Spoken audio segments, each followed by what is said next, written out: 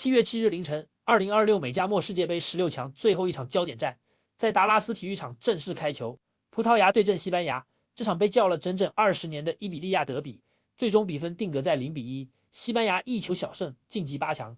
91分钟，替补登场的梅里诺一脚推射把西班牙送进8强。西班牙以55-45控球率小幅领先，延续了他们一贯的传控主导风格。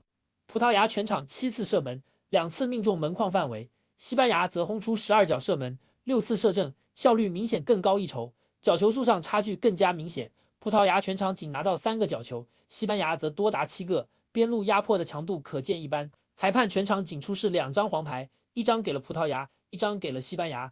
整体比赛的火药味其实控制的相当克制，更多是战术层面的博弈，而不是身体对抗的缠斗。中场哨响也把一个男人的世界杯故事永远停在了这一天。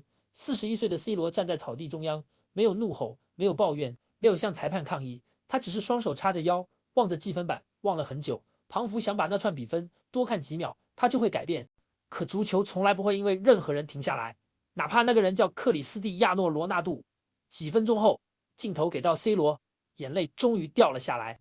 全世界都知道，这一次真的结束了。就在1天前的赛前发布会，他亲口说出那句话：我想好好享受这届世界杯，因为这将是我最后一届世界杯。而就在这个画面之后，另一幕让所有球迷破防的场景出现了。年仅18岁的西班牙新星亚马尔主动走到罗纳度身边，张开双臂给了他一个拥抱。这位被外界调侃到2030年可能都还没满23岁的天才少年，此刻没有丝毫胜利者的张扬，反而轻轻拍着这位传奇前辈的后背，两人低声交谈了几句。虽然没有麦克风收音，可光看画面里的神情，就能猜到大概是几句祝福和传承的话。周围的队医和工作人员都刻意放慢脚步，没有人上前打断这个瞬间。那一刻，懂球的人都看懂了，这不只是一次赛后的礼貌寒暄，这是一次完完整整的时代交接。一边是即将合上履历的传奇，一边是履历才刚刚翻开第1页的天才，两双手在同一片草皮上短暂交叠。足球的故事就是这样一代传给下一代，像是一个时代把接力棒交给了下一个时代。19年前，21岁的 C 罗第一次站上世界杯舞台，那一年他的眼里全是未来。19年后，另一个18岁的少年站在他的面前，他的眼里同样全是未来。足球就是这样，有人登场，就一定有人谢幕，没有谁可以一直站在舞台中央，就连 C 罗也一样。而这一幕也让所有守在荧幕前的球迷不自觉地回想起罗纳度这20年来的风华正茂。那些年他跑起来的样子，快得像一阵风，射门的力道足以打穿任何一张防线。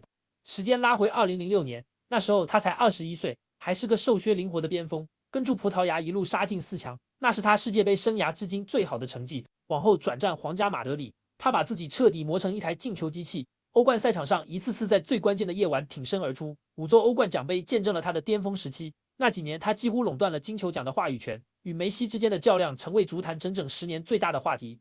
2016年欧洲杯决赛，他因伤提前退场，却坚持坐在场边拄着拐杖指挥队友。老规矩，体坛硬核拆解每日更新，喜欢这类深度内容的订阅开铃铛。那份对这件球衣的执念早已超越单纯的球员身份。最终葡萄牙加时绝杀法国夺冠，这也成了他国家队生涯最珍贵的一座奖杯。2018年那场对阵西班牙的小组赛，他一人梅开3度，把比赛从1-3追成3-3。那记任意球划出诡异弧线钻进死角的画面，至今仍是那届世界杯最经典的镜头之一。往后转战尤文图斯，又辗转曼联故地重游，最后落脚沙乌地阿拉伯。无论辗转到哪支球队，唯独每逢世界杯，他永远准时出现在葡萄牙的阵容名单里，从未缺席过一届。他曾经也让整个世界为他疯狂。2018年俄罗斯世界杯第1场比赛，葡萄牙对西班牙，命运像是在故意安排。8年之后，又是这个对手，只是那时候的 C 罗还是那个全世界最可怕的7号。比赛开始不到4分钟，他用一次招牌突破制造点球，亲自操刀，1-0。西班牙很快追回，又反超。当所有人都以为葡萄牙要倒下时，C 罗再一次站了出来，禁区外一脚抽射，德赫亚黄油手，2-2。可真正让全世界疯狂的，第88分钟，葡萄牙获得自由球，距离球门25公尺，位置并不算理想。站在球前的人环视 C 罗，那一刻，整座索契体育场安静的可怕。所有人都知道他要射，西班牙知道，德赫亚知道，全世界都知道。可知道又怎样？助跑、起脚，足球划出一道完美弧线，越过人墙，直挂死角。德赫亚飞了，可飞不到。3-3，帽子戏法，一己之力把如日中天的西班牙硬生生踢成平局。那一夜，33岁的 C 罗站在世界杯最高的舞台，像一位真正的王。如果你是老球迷，一定还记得那个20岁出头的7号，只有少年人的锋芒。球一到脚下，整座球场就开始沸腾。一个踩单车，两个踩单车，三个踩单车。后卫明明知道他要往右，却还是只能眼睁睁看着他从左边冲过去。他的爆发像一道白色闪电，第一步、第二步、第三步，人还没反应过来，他已经把人甩在身后。那个年代，所有边后卫最害怕的一件事和 C 罗比速度，因为一旦让他跑起来，你看到的只有他的背影，还有球衣上的7号。他像一匹脱缰的野马，一脚爆烫就是10几公尺，一脚加速，整条边路只剩风声。有时候他甚至故意把球踢远，不是因为失误，而是因为他知道，只要比速度，没有人追得上他。